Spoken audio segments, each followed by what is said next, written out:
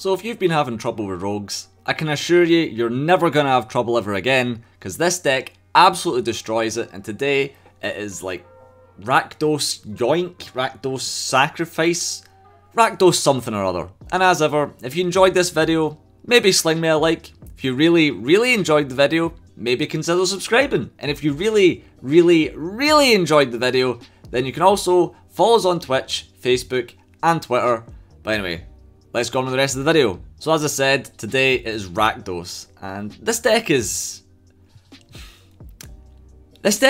really good, but also it just auto loses to some matchups. It's insane. So as an example, if you're up against any kind of creature deck, you actually steamroll so incredibly hard most games, because this deck is split into 5 different aspects, and all of it affects creature decks. And now if you're not playing against a creature deck, you immediately lose. If as soon as they put down an island, scoop, doesn't matter, it's done, you can't win it. But the good news is that this current format, pretty much all the top decks are creature decks. Now there's the odd bastard that is playing Esper, and if you like I said, if you play against Esper, you lose. You play against Mono Blue Devotion, which I've oddly played a lot over the past couple of days. Play against that, you lose automatically. But if you're against Gruul, Mono White, Rogues, Mono Green, it's anything. It's just amazing. And the reason for that, the main reason for that, is Claim the Firstborn and the Crone War. This card is actually unbelievably good. So as I said, the deck is split into 5. We've got Yoink, we've got Sacrifice, we've got Mill and Mill adjacent cards, and then we've got a little bit of removal. Got all our bases covered. So essentially the game plan is to just yoink what you can, sacrifice it off for Village Rites or Woe Strider or Rankle. Rankle is so good, man. And then you just build up a whole lot of advantage from there, and then Kroxa, Skyclave Shade, Woe Strider, these cards annihilate rogues. Because essentially with rogues it is just straight up trading value for value. But if they're filling your grave, allowing you to just cast Kroxas willy-nilly, you're taking away their cards from hand. They need to spend cards to remove the Kroxa, and you're just beating them down. Like you're just fucking And then if anything does become an issue, you just remove them with these cards. It's simple but highly effective. So personally, I've put in a couple of little tech choices, most of which come in the form of the spell lands. And one is Song of Mad Treachery, or Song Mad Treachery. I don't know who created that name.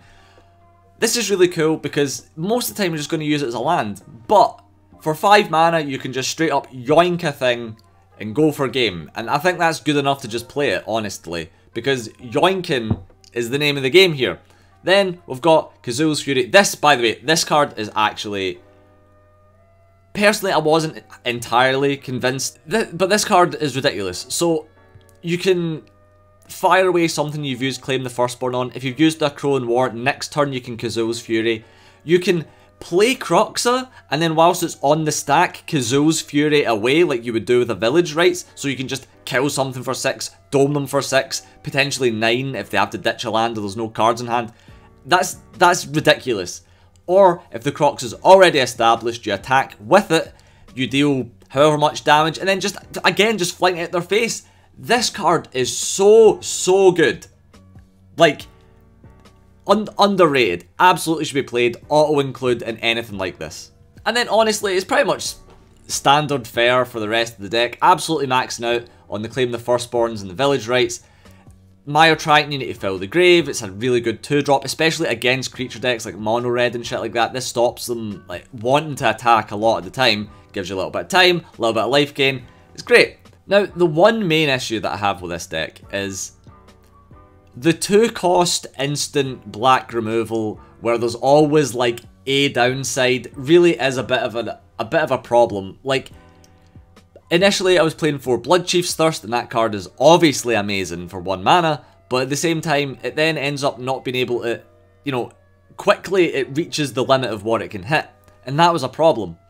Obviously you can kick it for more, but then it's not an instant. So there really just isn't any one particularly good option. I think perhaps Murderous Rider, that might actually be like the best option, but at the same time 3 mana is light years ahead of 2 mana, so It's hard to really get the distinction. But that's pretty much the main downsides. If you're going against a control deck, you need to see as much aggro as you possibly can. You need to be getting Crocs out as quickly as possible. It's possible to beat control, but they need to get kind of shitty draws. But ultimately, if they can just like keep board wiping your shit, they just kind of win, honestly. And it sucks, it really does suck. So you just need to hedge your bets that you're going up against creature decks. Now this video is actually going to be a little bit different from my other videos. This video is already using pre-recorded footage, and I'm actually going to go over the footage that I've got, because I feel that actually this is a way that we can both get a little bit better. I can tell you what was and wasn't a good play retroactively, and I can also speed up the footage a little bit, so it's less of a grind to watch. Personally, I'm into the idea. Hopefully you are too. Not all the videos will be like this, but hopefully some of them. Bye, let's get on with that. So, the first game we're up against is in mono white. Now, I figured this hand seems basically good enough.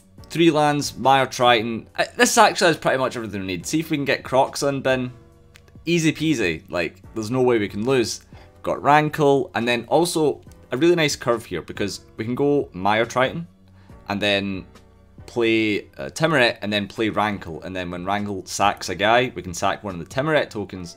That's came up so many times, like that's like a key combo of the deck, especially against something like this, because we're up against the Hallowed Blade thing, the 2-mana indestructible guy, and this thing is such a problem, but this deck's actually so good at outing that because of all the sacrifice stuff.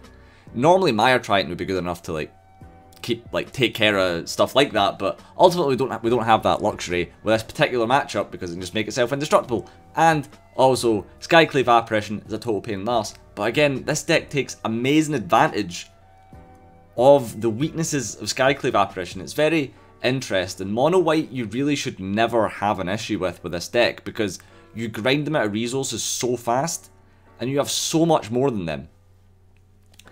So what do I do at this point? Right, so all I'm doing at this stage is holding up Bonecrusher Giant, because what I can then do is use that, hit the Skyclave Apparition, I get a token, that can then block into the Giant Killer, easy peasy. Now I'm going to be taking some damage from Hallowed Blade, but doesn't matter. Life is a resource, let's just remember that, so we can afford to take some hits, because ultimately we're just going to end up sacrificing the Hallowed Blade. Now, the cool thing is it actually gives me a token, so I don't even need to play Timuret whilst I've got Rankle. Now, at this point, this presents like an amount, like 2 Hallowed Blade. I'm like, oh, how do I go about this? Because I can't just straight up kill one of them with Hagra Maulin or anything like that. So now I have to sack 2 of them over the course of 2 turns. So initially I was like, right, well what I'll do is I would just like play the Rankle if all he had was the Hallowed Blade. But he doesn't have just Hallowed Blade, does he? Nah. So we just put out a land, make it come in tapped. It means we don't need to play the Shatter Skull Smash and take 3 damage. Because he could like theoretically play like a Maul of the Skyclaves and end up just fucking me up. Which would be a legitimate issue in this particular scenario. So we are fine to block one guy in here, I realised, because we can just use, we can actually at that point play Shatter Skull Smashing, take one of the Hallowed Blades with Firstborn, can't remember the name of it, so that's exactly what we do. So play Claim the Firstborn, that's it, take one of the Hallowed Blades, we can like swing in if we need to, play the Rankle, sack off his Hallowed Blade, and then obviously it means that he needs to like he'll sack off the dog instead of the Hallowed Blade, that's fine. But you can see how this is just too much because we sack the Hallowed Blade. Game 2, this hand seems decent enough. The reason why I kept this is simply because 4 mana is... I was fine with keeping 4 mana, but I think in this particular game we end up drawing like a whole bunch of eliminates just over and over again. But we keep the Croxa because ultimately we can get to it. And we're up against rogues, right? So honestly it just doesn't matter. You can keep whatever hand you want against rogues. You'll basically always win. I seriously don't think I've dropped a single game with this deck against rogues. It's actually ridiculous. Now, normal dimir control, yeah, like they'll kill you sometimes. like, you know, like I said, hard control is going to be your biggest issue here, but up against rogues, they just can't win. They can't grind you out of resources, even if they play, like, into story, they just can't win. So he's got a fairly decent opening, and I kind of need to build towards, like, a win condition here, but the reason why I eliminated now was because he's tapped out. Ultimately, it's just going to amount to the same thing, really. Like, I know it's good to, like, keep your, you know, like, keep cards in your hand until the very last second, but if he has a counter, which would then mean he's got, like, 2 Soren Thought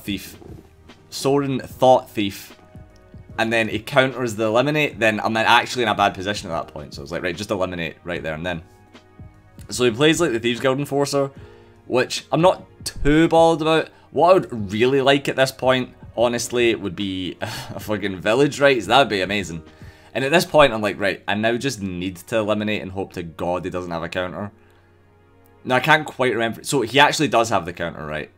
But I had enough mana to have the second eliminate, so I'm like, oh, you know what, I'm okay. I was covered for this particular scenario. Now, as soon as I get a red land, it is game over for this guy. Like, there's just no way of coming back. But the problem is I've actually drawn a red land. Like, this is kind of the issue sometimes, where you just can't get the card that you need.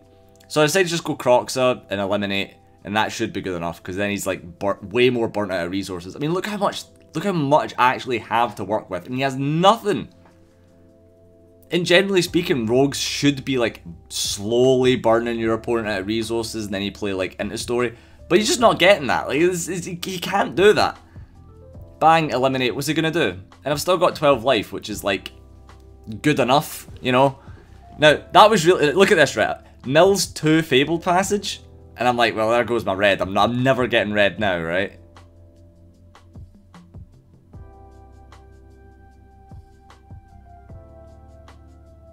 Guess this guy's taking his fucking time.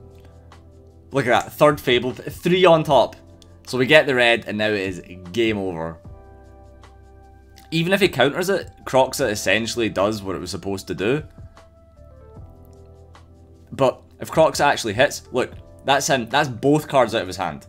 I am so fine with that. As much as it's, like, technically a bad value mind rot or whatever the card is, like, it's still, you know what I mean, like, it's... So here's so good, right, it doesn't have anything in hand. So at this stage, I'm pretty... Do I use this? Do I kill something? Right, okay, so I use the Woe Strider and then use Claim the Firstborn, which seems like so perfect. Like, I absolutely annihilated this guy, played perfectly. But I mean, I'm not sure if this was like, did I draw perfectly? Or was the technical play good? But I think in this case, yeah. But I feel with this hand, it would be pretty hard to fuck up. And it's not like he drew a particularly bad hand. Like, he drew a lot of aggro, but I just had, like, every possible removal option. But this guy fights until the very end. Like, he does not give up. Like, if this was me, I'd be quitting. Like, absolutely, I'd be quitting. And I don't know how he thinks he can win this, frankly. Now, the interesting thing is here is that he took the trade. Oh, no, he doesn't. He doesn't take the trade. Oh, okay. Right, okay. I thought there must be another game where this same thing happens and he takes a trade. I guess the logic being is that he wouldn't expect me to block the Crocs in, but I can just block, like, the guy in. Oh, and it's got Menace. Right, so I can. So I just, like, so at this point I just take the damage. And I'm like, right, well, I hope he doesn't have blue Embercleave. Now, the weird thing is here is that he, I guess, could have played the Rankle, and that would have put me in a much worse position if he'd done that. So if he'd played the Rankle first, I would be forced to block something into the Thieves Guild Enforcer. And then if he sacked his Soren Thought Thief, I'd have to either get rid of Woe Strider or Croxa, and then he would have the Rankle. But I mean, I would still be in a winning position ultimately, but...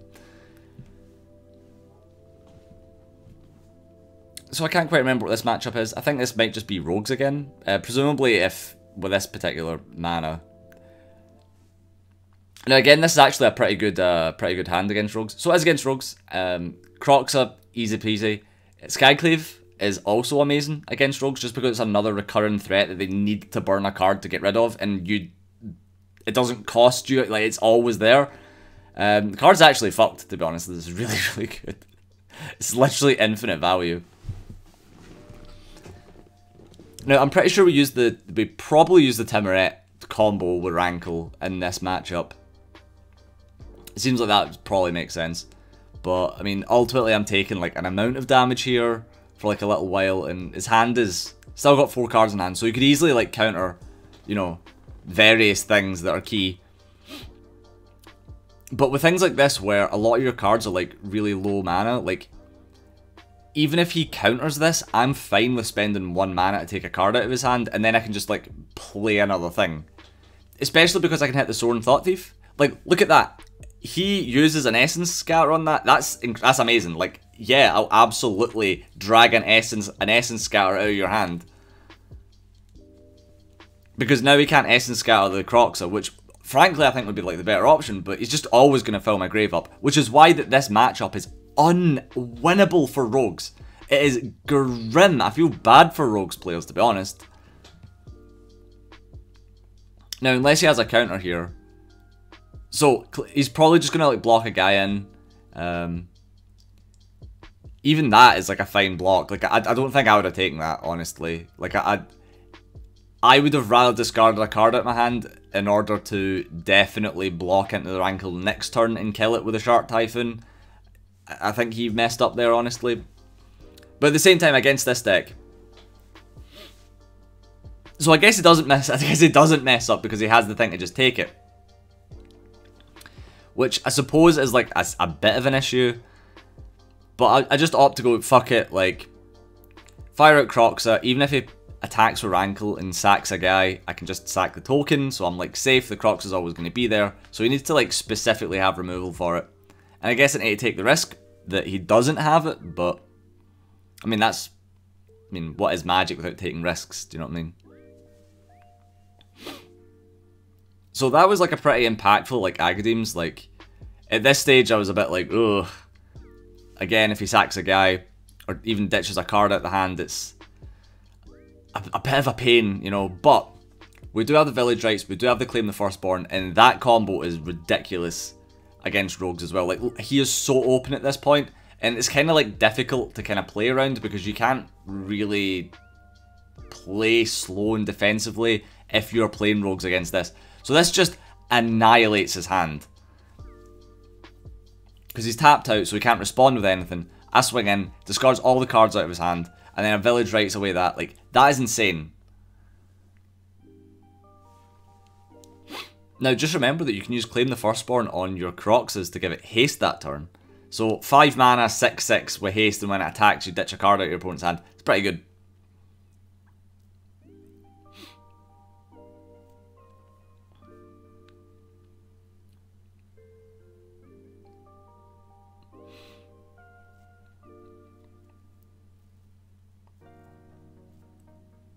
So the logic here being, I'm hoping that he has a land in hand. But even if he doesn't, again, just give it haste. Easy peasy. And that's really nasty. That's really, really nasty. So we mull that hand, and we stick on this, put away the slower land, and just hope to, like, this hand is, like, basically fine. A little bit of land, a Crow in War is definitely gonna, like, playing that on curve against the right thing can definitely swing a game. And then we can just sack whatever we get from that to Kazul's Fury. So I'm kind of trying to keep the Kazul's Fury up, or wanting to. I've drawn enough, like, basics and stuff where I do have that luxury. But now I need to be, like, the Daxos is so irritating. Like, what I really want here is a Village Rites. And sometimes you just don't draw the Village Rites. And Daxos is very irritating because I can't, like, trying to kill it, I can't kill it with Bone Crusher. So, however, I can take it, obviously, with Claim the Firstborn, but if I can't sack it off, it just doesn't do anything. However, Claim the Firstborn and Kazul's Fury is 4 mana, so I can do that, but he just keeps putting out, like, various threats. So I'm like, ugh, needing to deal with it. So now I've got Crocs of mana.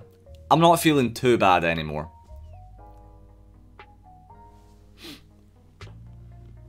So the logic here being is that I can make the Bone Crusher Giant really, really big, to the point where it's a threat that you can't really get over, and then right at the last second, you can just sack away the Aspirant. Now remember, it goes upkeep, untap land, and then in your, like, whatever phase, I can't remember the name of it, the Saga goes off. So when the Saga's triggers on stack, you play Kazul's Fury.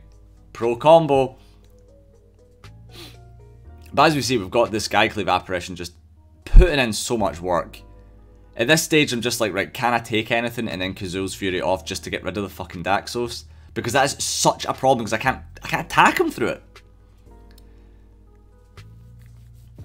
So, Linden, pretty good. I can't play Claim the Firstborn. Oh, well, so I can play Claim the Firstborn as well, actually. I realised I didn't play a land. So this then puts the Daxos down into kill range with Linden. So that's pretty good. That means I can actually get rid of the Daxos. Really, the biggest annoyance is that he gets the Skyclave Apparition back, but it is worth it to get rid of the Daxos, because the Skyclave Apparition isn't going to be an issue. I can just block something in it and get my guy back. Like, it is a good card, but it's never that impactful.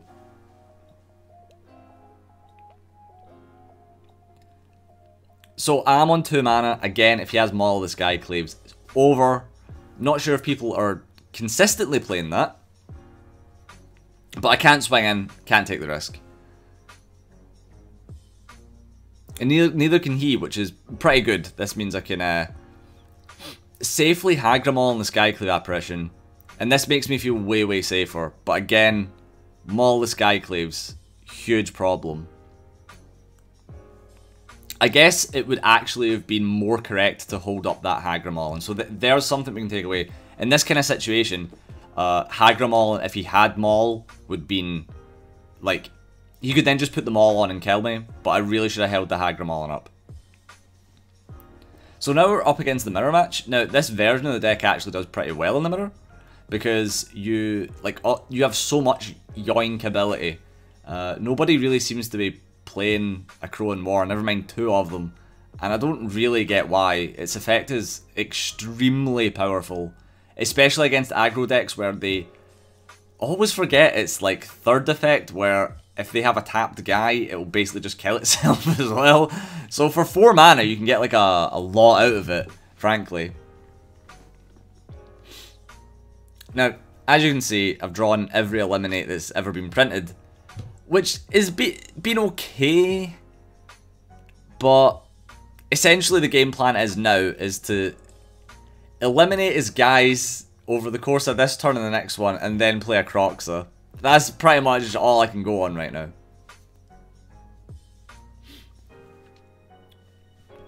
And it's certainly a problem, him having the Rankle. But the cool thing is that if he swings in, I can just get rid of... I probably get rid of the land, I would imagine. If I get rid of an Eliminate, I think that's probably incorrect. Okay, good. Good. I did get rid of the land. So it is a bit of a shame that we don't have a spare land, because we can't like sack off the Croxa in case he tries to target it with something, but at this point I think he swings in with a Rankle and then sacks it and the Croxa, which makes sense. Like, you kind of just have to do that. But then it kind of gets, like, Rankle just isn't a problem anymore. It just, like, it just deals with itself, so it's pretty good. Then we can eliminate, hold up another Eliminate or Bone Crusher Giant. We're actually in a really good position here. Now, Timorate is a little bit annoying because, in a sense, it gets 3 guys.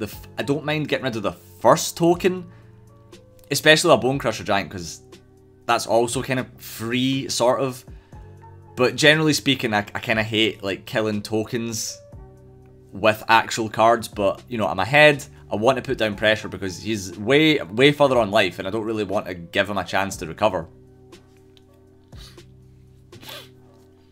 Sadly, it has another Rankle, which probably means the Bone Crusher's going. can't quite remember if he did get rid of the Bone Crusher or not. In this case, I would expect him to. And this is kind of the issue with like Eliminate, because if I had Heartless Act, you could kill the Rankle. But Heartless Act is kind of like worse against some decks. So I'm honestly at a loss for figuring out what the actual best one is. It's probably Heartless Act. But at the same time, like if you're playing best of 3, it's not going to be an issue because you can just play whatever the best one is. However, a massive brain him, and when the Saka guy is on the stack, I'm just like, fuck you, haha. And then I had enough things in grave to play the Croxa, so it's like big swing in tempo. It's kind of funny because I've managed to force his Rankles to kill themselves like twice. Now, this is like such an issue. Like, I was so annoyed here. Because this Mire Triton, and I don't have enough engrave to really justify swinging in. So, this is exactly why Chrome War is amazing. Like, situations like this, like say I had like a Questing Beast or something. But now I just pummel him for damage. Like, this is crazy. Gets rid of, like, it's only a land, but bang, hits him for 9 that turn.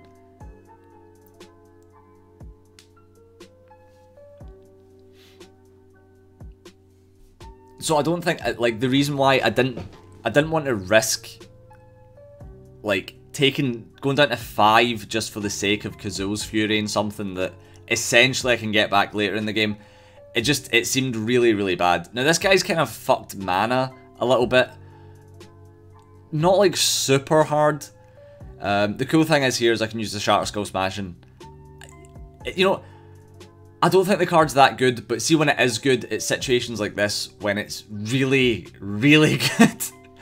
And that's just a huge amount of damage. And now I can go down to the 5. Kazoo's Fury, bang, kill it.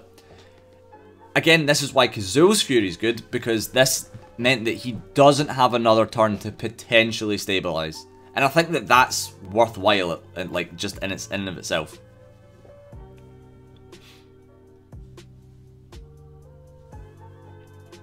So this hand is like, this hand is actually very similar to the mono white hand, I think, but it seems pretty solid. We've got a 2-drop with Mire Triton, we've got some removal, and Timuret. You know, all we need is one more red land, and again we're going to Crocs out. That's kind of the whole game plan. Just like, can we get 2 red land, bang, get the Crocs out. Now initially this deck was playing the Savai Triome instead of the Rakdos Temple, but I really don't see where the benefit is. You never really end up with enough mana to justify the 3 cycle cost for the Savai Triome, so I was just like, fuck that. I would much rather the Scry. So much better in like turn 1 and stuff like that, or like early game at the very least. And now I managed to draw into the Rakdos mana, so now it's just a case of fill the bin up. And against mono red, like, this is a death sentence. Especially with the Mire Triton, like, again, you have no issues against mono red. Like, this deck is, well, I mean, unless that kind of happens. But again, it forces him to have to remove it, you know? That's not something he was able to put in my face. And that's it, Croxa's out, and, like, Croxa is ridiculously hard for mono red to out. And it melts away the resources. Like, mono red is like, you need to be able to play every card you get, because for the most part, you sometimes don't have enough in your opening hand and your draws to get to 20 to break through the, like, also breaking through the board. Now, he plays that and I'm like, damn, that's an issue. But then I'm like, wait, no it isn't. Look at this, like, there's so many decks just straight up cannot out that card. And there we go. Like, look how much damage that is in one turn. That's ridiculous. Sadly, it wasn't enough. Like, if he had a land in hand, it was actually game. But, I mean, it's de facto game. He can't come back from that. It's insane. The fact that he hadn't gave up is ridiculous. Like, there we go. Like, so here we are up against the control matchup in this specific game. And I think that's pretty important, to be honest, because I want to show you just how many things that happen in this game that realistically shouldn't have happened. Like, going first, I mean, 50-50, right? Sure. But the fact that he didn't play any the 2 mana saga that adds a land and makes a blocker. He didn't play any of that. He let me get an amount of damage into him before board wiping me. Like, so he's already down to 15, which is like fine. Like, that's no real indicator. But I'm able to play Rankle on curve. I managed to hit him with the Rankle. Okay, so I don't play it on curve, sorry. Because I was like, right, there's no way that I play this Rankle and it's just gonna die. I was expecting him to like out this. So I was like kind of just holding back, just seeing how much I can like poke into him because I'm like, if I play Rankle and he board wipes me, like I'm down more. And I have to like kind of keep advantage up against control. So then I'm like, right, okay. Just try and hit him for as much damage as possible. And I'm just like, take the risk, like fuck it. I get another card out of his hand, which is like something at the very least. I can get rid of it and eliminate, because that's like totally dead, so getting rid of anything out of his hand is good enough. But then he plays another Thirst for Meaning. And at this point I'm like, right, I'm getting board wiped, and he does board wipe me.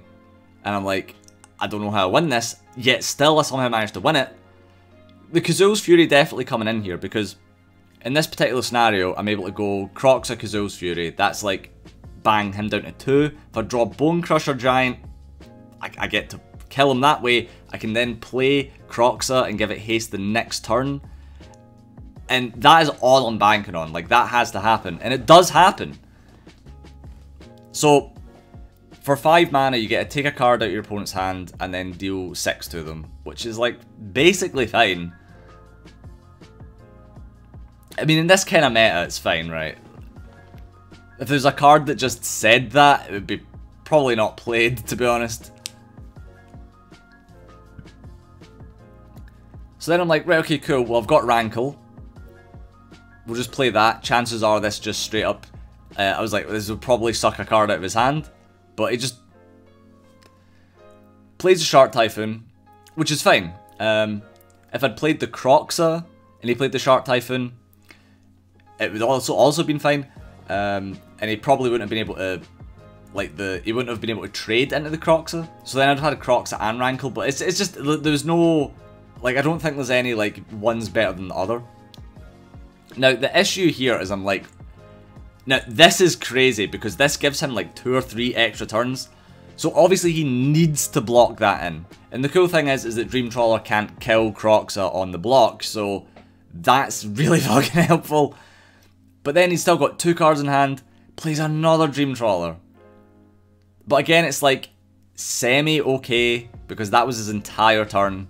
But if he had any kind of removal, I'm fucked, right? Like, yeah, I could maybe bring the Kroxa back, but I don't think I had enough in grave, and that would take like an amount of time to get there. He'd have like stabilized. There's not really a whole lot I could do there.